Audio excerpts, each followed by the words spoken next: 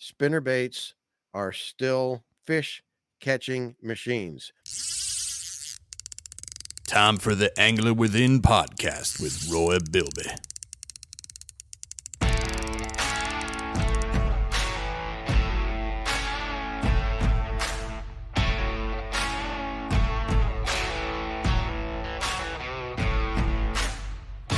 I want to talk about my beloved spinner baits and really dig into that. But before we do, I gotta say I'm excited because I just finally, after a couple years, 2.5 years really, of diligent pursuit, I was given a contract to sign it with Berkeley Pure Fishing. So I now officially represent them, which I have been doing through my Instagram and on our podcast. I've talked about their baits because their baits have been an integral part of my, not only my tournament success, but my just in general fishing success. I believe in their baits so strongly and use them so much when I compete and in my fun fishing. They have been an integral part of my success the last 40 years. It's the only other national company I really wanted to represent, in addition to Bass Pro and Cabela's, which are my title sponsor, Mercury Outboards, and now with Berkeley Pure Fishing Brands. Pure Fishing owns a lot more than just Berkeley. I'm a Berkeley guy, but I'm an Abu Garcia. That so many other brands underneath that Pure Fishing umbrella. Go ahead, check them out online. Google Pure Fishing. Everybody uses their products. You'd be surprised who's under that umbrella. But I'm the Berkeley branch of it, and so I'm super excited to launch that next phase. So. And you've seen me use their products. You've heard me talk about them. Just a tremendous, tremendous company that I am tickled to death and proud to represent.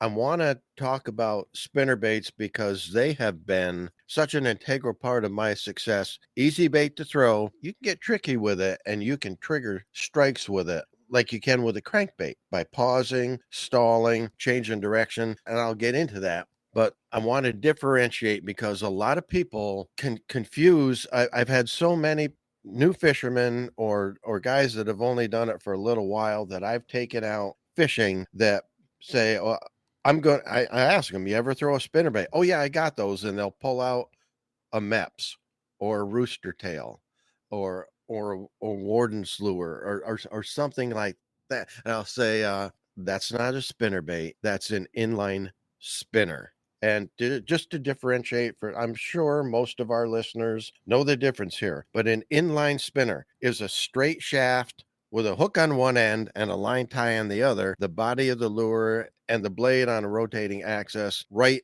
along that straight shaft. That is an inline spinner, like a Mep spinner, rooster tail, all those. That's a Blue Fox, Spinnerax, of the old Vibrax. Those are all inline spinners. A spinnerbait is, when they first came out with them, they called them safety pin lures because the wire looks like an open safety pin. And you have your spinner blades on the upper wire, one or two, and then you have like a jig head body with a skirt, either living rubber or silicone, or it can even be bucktail on the lower part of that shaft. And your line ties in the center where, like with a safety pin, you have that loop. That would be your line tie. And then they came out with spinner baits that had they call it an R bend.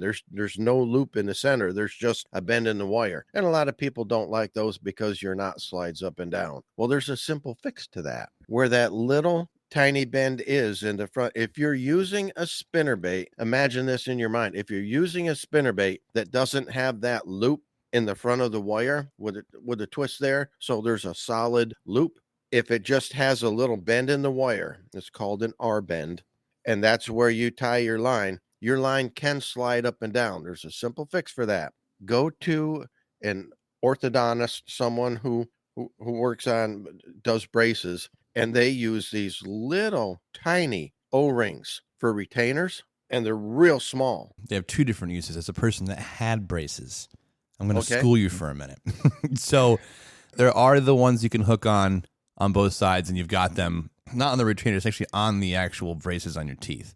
Okay. The other ones are the ones that go around the brace on your tooth. So they can do two of them that can connect, and they can do the ones that are go on the tooth itself. Well, these, I don't know which If they're ones bigger they ones, were. and they're ones for going from the top to the bottom, I think. I got a pack of them. I read this tip in Bassmaster magazine decades ago, and I went out and I got a little Ziploc bag of these O-rings from a dentist, and you just slip them over the R-bend, and it makes that loop. How did that conversation go to go in there and get those? He knew I fished, and I said, "Look, can I get some of these? This is what I'm using them for. This is what I'm using them for." And he goes, "Tell me that again."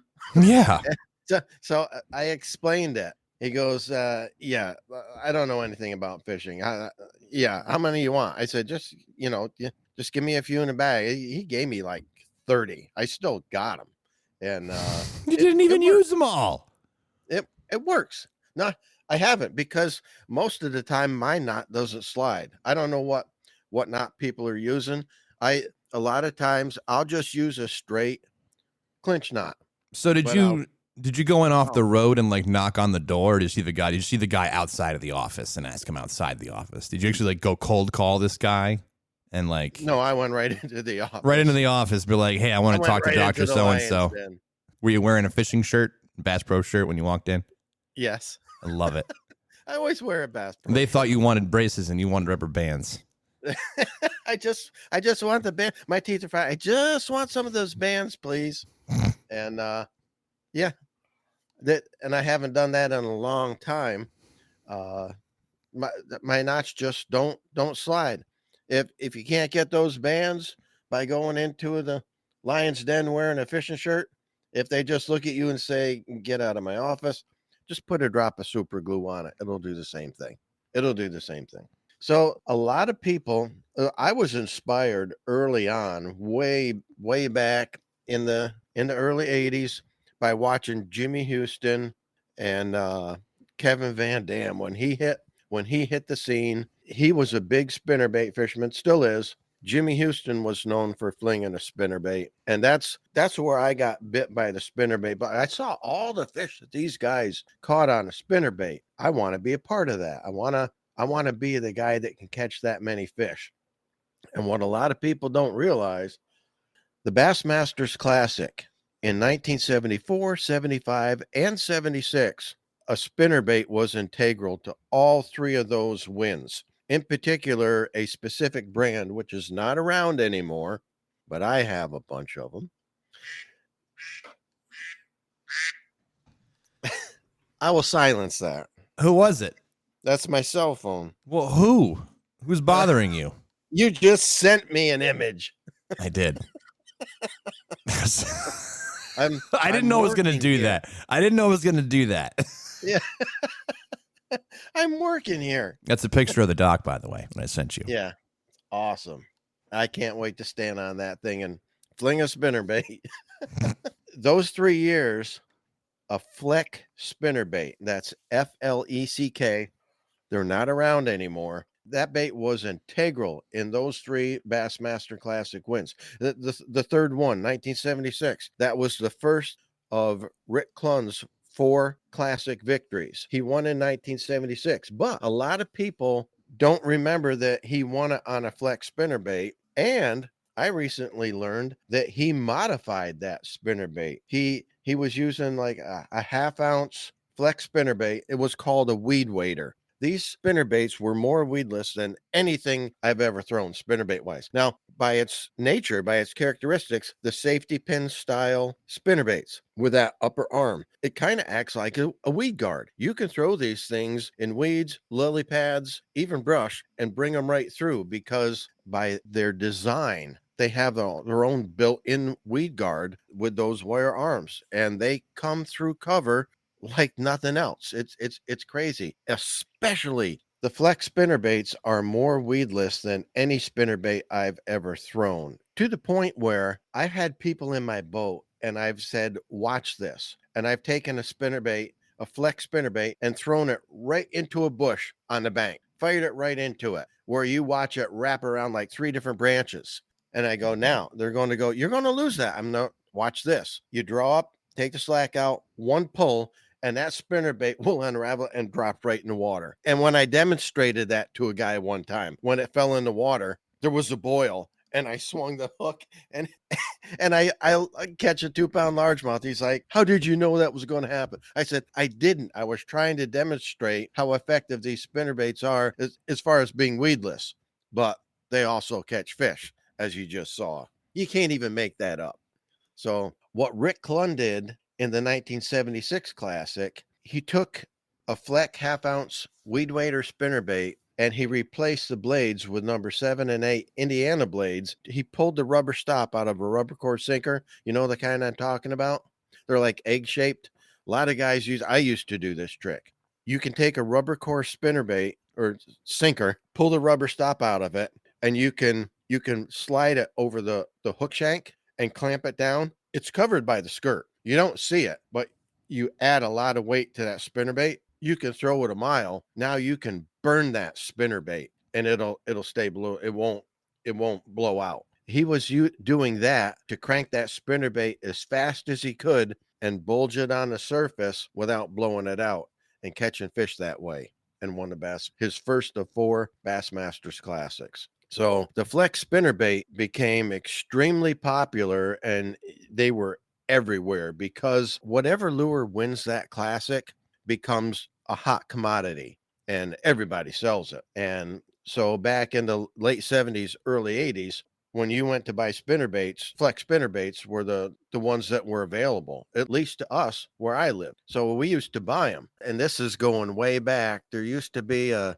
discount box store called James Way. Do you remember those? Oh, yeah. That was way before we even heard the word Walmart. And they were only in the South. They eventually came up here. Now they're everywhere. And James Way is a thing of the past. Ranks up there with Kmart. Yeah. Yep, James Way, Kmart, Walmart. James Way was like Walmart. They had everything. And when you went there, they had a couple aisles of, fishing stuff and, a fraction of what I have in my basement. But they sold Flex spinnerbaits, in particular, the 1/8 ounce models. Well, I'll tell you what, we caught so many fish on those spinnerbaits. It was insane. It was like our magic lure, and I got hooked on spinnerbait fishing, and I use all kinds of spinnerbaits now. I don't know when they disappeared from the market or went out of production, but after a while, and this is still back in the late 80s, maybe early 90s, they just disappeared from the market, and the store no longer sold them. And I asked them, I said, "Can you order these for me?" They're like, "No, our distributor stopped carrying them. So we sell this kind now." I'm like, "I don't want that kind. I want Flex spinnerbaits." So I did a little research and I called the manufacturer. At that time, Flex spinnerbaits were being manufactured by a guy named Keith Klein. He was actually a lineman for the New England Telephone Company. And I believe he lived in New Hampshire. And I called him on the phone. He was a tournament guy. He was a big name in the BASS Federation at the time. And if you look up Keith Klein, it'll on your computer, it'll give you a little bit of that history, I believe. Anyway, somehow back in the day, I got his phone number. It might have been on the back of the lure package. I don't remember how I got his number, but I called him. I told him, "Look, these spinnerbaits are the deal here. I need more of these. Can I order these directly from you?" And he said, "Well, I don't really do that. I sell to distributors." I said, "Look, I gotta have these. I can't get them anywhere, And he said, "Well, I'll tell you what, I'll sell them to you, but you have to order them by the gross." I said, "Well, what's that?" He said, "That's 12 dozen at a time. That's 144. I'm like, I'll do that." I did this 3 times. And I'm telling you, he was selling them to us at the time. I think it started out 275 a piece. And now, again, we're going way back to the late 80s, early 90s. Early 90s, I'm pretty sure. And I think at the end, we were getting them for $3 a piece. But that third order, we ordered $1,200 worth. That's a lot of spinnerbaits. Me and a couple other guys got together, and that final order was $1,200 back in the early 90s. And that was our third time ordering them, by the gross. So crazy to order that many. I have maybe 40 left and they're in a special place in my basement. I throw them until the wire breaks or they get broke off. And they came with a living rubber skirt. It's not silicone, and they act different in the water, but they do dry out. And I still use these baits. We had the advantage too of ordering them in that quantity at that price. He said, just tell me how you want them built. And we could specify what color blades, what size blades, the color of the head, the color of the skirt. So we just custom ordered all these bait. Now, when the living rubber skirt gets torn up too much, I build my own skirts. I have my own blades. I order them from a place called Jan's Netcraft. They sell lure. I got turned on to this by my mad scientist friend Mark Keebers, who's my tournament partner again. Jan's is spelled with two N's, Janns. Jan's Netcraft. They're a lure parts supplier, but they sell all kinds of stuff. And I order my skirt building material from them. I have all the tools to build my own custom skirts for both jigs and spinner baits. And I'm a mad scientist when it comes to rebuilding those flex spinner baits, because I'm serious. I throw them until the wire breaks or they break off. And because I only have so many left, and they still catch fish like nobody's business. They're still just as weedless. And there's another place you can order blades and skirt material and stuff like that. You can even order your own wire frames for building your own spinner baits from Jan's Netcraft, but also Bill Lowen, pro angler on the Bassmaster Elite Series. He's sponsored by a company called Lure Parts Online, and I haven't checked them out, but I'm sure from his description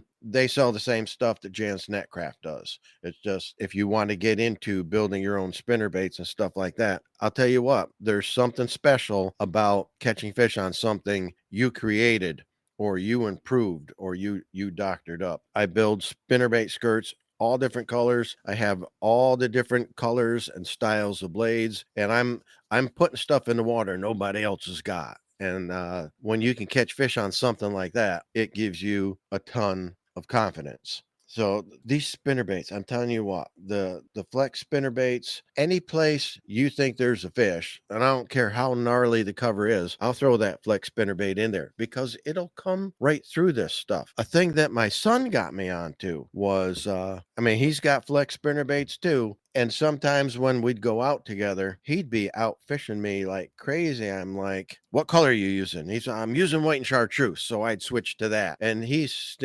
slamming them. And I'm catching fish on mine, but it's like a 2-to-1 deal. It's, what are you doing that I'm not doing? He's like, well, I put a larger blade on the back of it. Let me see that. It was just one size bigger, but it was putting out more vibration. So that little difference. And I've used that trick repeatedly. I call it the modified fleck in my notes, because when I say that, I know it's the one that has that oversized blade on the back, puts out more thump, more vibration, and it makes a difference. So Ryan, thank you eternally for coming up with that little trick, because it makes a huge difference. Now, I want to talk about spinnerbait blades, because there's 3 basic styles. You have a willow leaf blade, which is self-explanatory. It's shaped like the leaves of a willow tree. It looks like a willow leaf.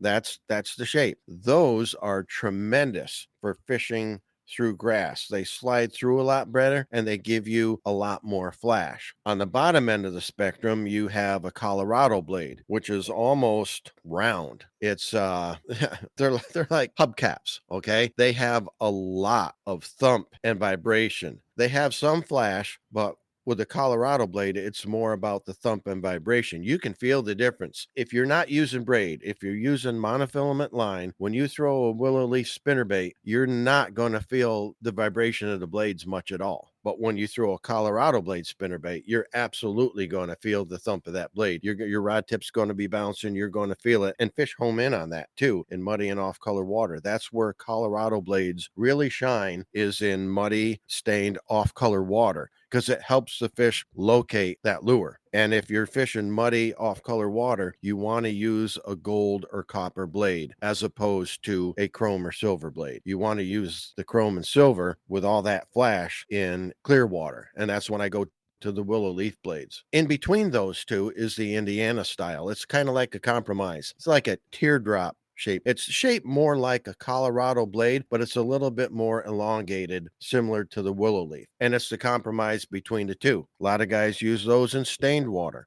I use those, but more often than not, I either go one extreme or the other, depending if I'm fishing muddy stained water or if I'm fishing, really clear water. And in clear water, I'll use natural colors in my spinnerbaits. I'll use the white and chartreuse or a green and chartreuse. So one of our favorites, and this is a Jimmy Houston trick, blue and chartreuse. He used to throw a blue and chartreuse spinnerbait all the time because it represented shad. They had that bluish hue to them and a little bit of chartreuse in their scales when they reflected in the sunlight. For whatever reason, blue and chartreuse works really good around here. Probably replicates a bluegill. But in the stained and off color water, I'll use a black or a lot of times something with a lot of chartreuse in it, just because it stands out in that darker water. And again, if it's stained, I'm using a blade that puts out a lot of thump and vibration so these fish can locate it. Now, the first time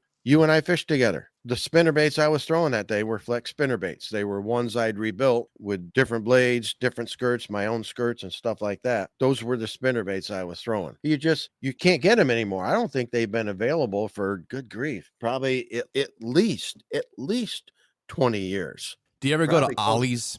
I haven't seen it. Do they have fishing stuff? They do. They usually have. They'll have like an island end cap like thing set up. I've certainly gotten Rapalas there. It's all overstock, overrun, close out, stuff like that. So some of these things that they stop making, they usually they end up in Ollie's in those discount stores.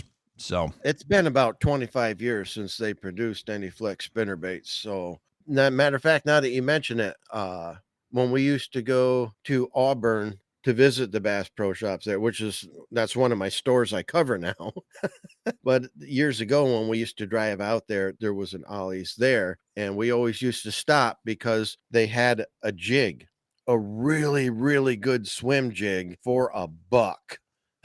Yeah. And I used to go there and buy every single one they had. There was a tremendous swim jig. I still use them. They only came in green pumpkin, which if you're only going to throw one color, that's the one to throw. They had a tremendous hook, great silicone skirt, and $1. You can hardly build them for that. So yeah, I used to go clean them out every time, and I still use those jigs. They're great. So I did know that they had fishing stuff. That's the only thing of value to me that I ever saw. I never saw Rapalas there and anything other than those swim jigs. They had bobbers and cheap monofilament line and sinkers, and it was like an afterthought fishing department. But those swim jigs, I went, oh, they look decent. And I think they had a dozen the first time I went, and I bought all of them, and they ended up being a really good lure. So I always used to go there and look for them. So I broke down finally, and I was able to get a length of 20-pound test monofilament or fluoro. I got 20-pound fluoro on the end of my braid now. Okay. It's got skunked. Didn't catch anything to know if it worked or not. I know it works. I know it works. It was actually what we were using for those northern yesterday. We thought, the guy I was with said that 20-pound fluoro is, unless it gets into that razor sharp part of their mouth where they can snap the line, because that's what it is in the teeth. It's that one corner of their mouth. It's like a razor. I didn't know that on a northern. Did you know that? They've got one part, and if the line gets there, it's this cartilage in their mouth that'll cut the line. It's not their teeth. It'll cut your finger too. You gotta be careful with that. Yeah. And they got bigger. The thing with pickerel is they got needle sharp teeth, and they're a lot smaller. On pike, they get a lot bigger. They're not necessarily as sharp, like you said, but I still ain't putting my fingers in there. No. A relative of mine who was a newbie at fishing and hadn't done it much.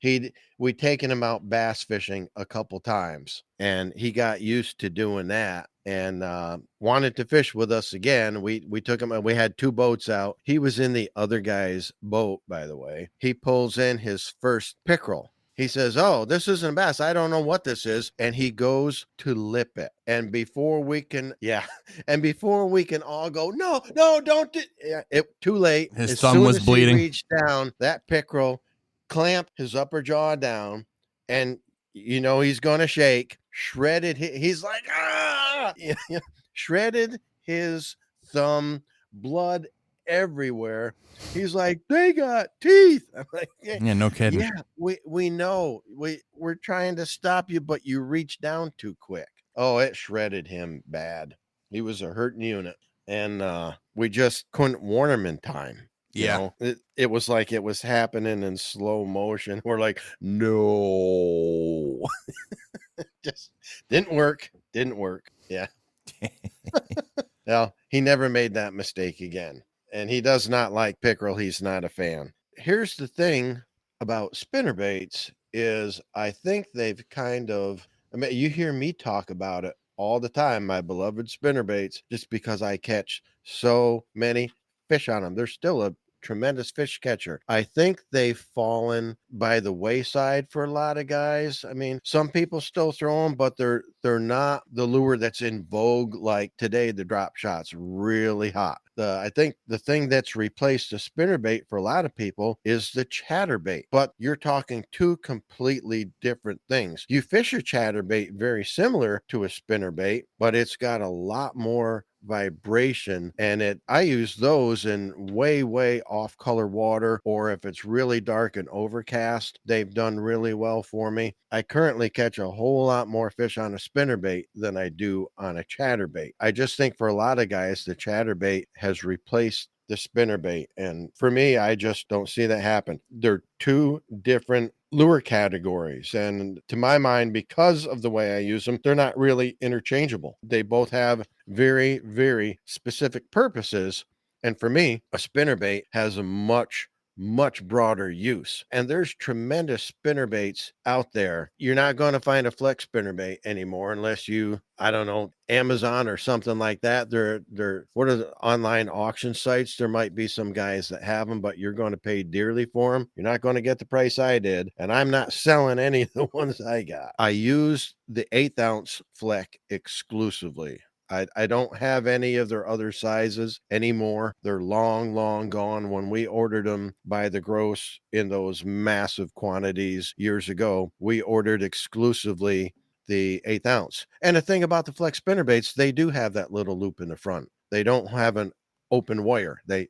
have the twist with that single loop up front, so your line's never gonna slide up and down if you're not tying super tight knots like I do. But there's a lot of companies out now that sell very good 1/8 ounce spinnerbaits. Booyah is one. Bass Pro Shops is another. Strike King has their Mini King spinnerbait. Yozuri, I don't know if they're still making spinnerbaits, but they used to make a very good 1/8 ounce spinnerbait. And Terminator makes their spinnerbaits in the 1/8 ounce size, and they have a titanium wire, and they do not break. They don't break, and they're a good spinnerbait. You got to be careful with the 1/8 ounce spinnerbaits because certain companies like Booyah, they put a Colorado blade on theirs a lot. You got to fish them slow or they will blow out. Same thing with the Strike King Mini Kings. You got to fish them slow or they'll blow out. But you can always get your own blades and put a willow leaf on the back. That's the thing with all these spinnerbaits. The parts are interchangeable. You can always change blades and change the way that bait runs or the way it looks in the water by modifying them. Don't ever settle for the status quo. If you want to catch more fish than other people, modify your lure. Everybody can buy the same one at the same store, but you can make changes to yours with a Sharpie or by changing blades or by painting blades, and you can throw something that nobody else is throwing. And that's what I do with these old flex spinner baits that I still have remaining after all these years. There's a lot of good brands out there, but in the category of the 1/8 ounce spinnerbait, I've never found anything that produces for me like the flex spinnerbaits do, and you just can't get them anymore. Spinnerbaits are still fish catching machines. If you're not using them, do yourself a favor, go out and find some or dig some out of your box and just put them in the water. And I tell you what, you can catch fish on a spinnerbait by just throwing it out and winding it back in. A lot of times when I take somebody out for the first time who doesn't have a lot of experience fishing, I'll give them a flex spinnerbait and I'll tell them, I'm going to tie this on for you. How fresh is your line? You know, is it what pound test is it? I don't want to lose this. Do not lose this. Don't, try not to get it snagged. If you do, let me get it out. They're hard to snag. They'll come through anything, but it still happens if you got somebody who's just not familiar with the lure. Or they've got line on their rod that's about 22 years old, been in and out of the sun, different water, bodies of water, been sitting in the garage in the dampness for the last 3 years, haven't touched it, got the cobwebs off of it on the way out to the boat, and you're picking them up. Oh, my favorite is the guy that has the gun rack in the back window of his pickup truck, and he's got 3 fishing rods in there. Oh my! You know what? And that hot sun. You know what sunlight does to monofilament line magnified through glass? It disintegrates it. I've had guys that I tried to. I've tied this on 5 times. Every time my knot breaks, and I can take their line in my hands and go, watch this pop. Yeah. When's the last time you put new line on this? Well, it was new when I bought it. Does sunlight hurt braid? It'll change the color of it, but as far as the structural integrity, I don't think it breaks it down. That's good. And I'm not sure what it does to fluorocarbon, but I don't take a chance with any of that stuff. The only time my line is exposed to sunlight is when I got it out and I'm throwing it. The rest of the time they're in the basement, in the rod rack, in the happy place, in the Hall of Rods. I don't know if we've talked about that. The Hall of Rods. You've seen it. We have. You've mentioned it here and there. Okay. Well, I don't want to repeat myself. Well, we should do an episode from your basement. I'll bring the stuff over. We'll do it in the same room together. Yeah, we got to do that. That'd be fun. I recorded a documentary with Eric Malone years ago in my basement after he graduated college. Before he left and went down to New York City, he wanted to document my story. Mm-hmm. And so we sat in the boats in the basement with all the backdrop of the pegboard, and it was basically an interview, but I gave him my history and all that, and he recorded all that and filmed it years ago. And I don't know what he's done with it, but I know he's got it. It'd be interesting to see that, because that was around the time I broke 25,000. I think I had at that point.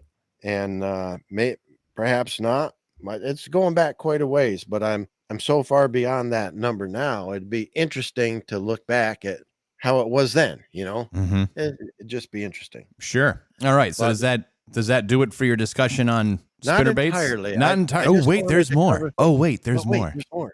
I touched on this in the beginning, and I wanted to go back and visit it when I'm throwing a spinnerbait. Like I said, it's something I'll give somebody who's a new fisherman, because you can just throw it out and wind it in and fish will hit it. But there's days when that retrieve just doesn't cut it. You've got to trigger the fish. And a spinnerbait is one of those lures that I can really, really trigger a fish. And if you haven't tried this, friends, I'll tell you what, it's magic. If you're having one of those days when a straight retrieve on a spinnerbait just isn't working, throw it like a crankbait. Fire it out there, start that retrieve, and halfway through that retrieve, if you got your rod on the left side, halfway through the retrieve, just flip it over and start winding it from the right side. That will make that lure make a sharp turn. And so many times when I do that, the minute I switch over to the other side, my rod loads up. And the reason that happens is it's one of those days when the fish are interested and they're just tracking that bait. But suddenly that bait makes an evasive move. Now they've got a split second to make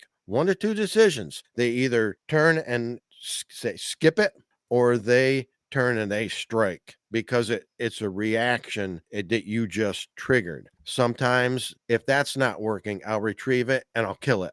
I'll just let it free fall, and then I'll snap it and start the retrieve again. And when I go to snap it, my rod loads up. Again, you triggered a fish who was following but wasn't committed, and you forced him to make a decision, either commit or skip it, get out of here. And so many times that puts a fish in the boat. It's crazy.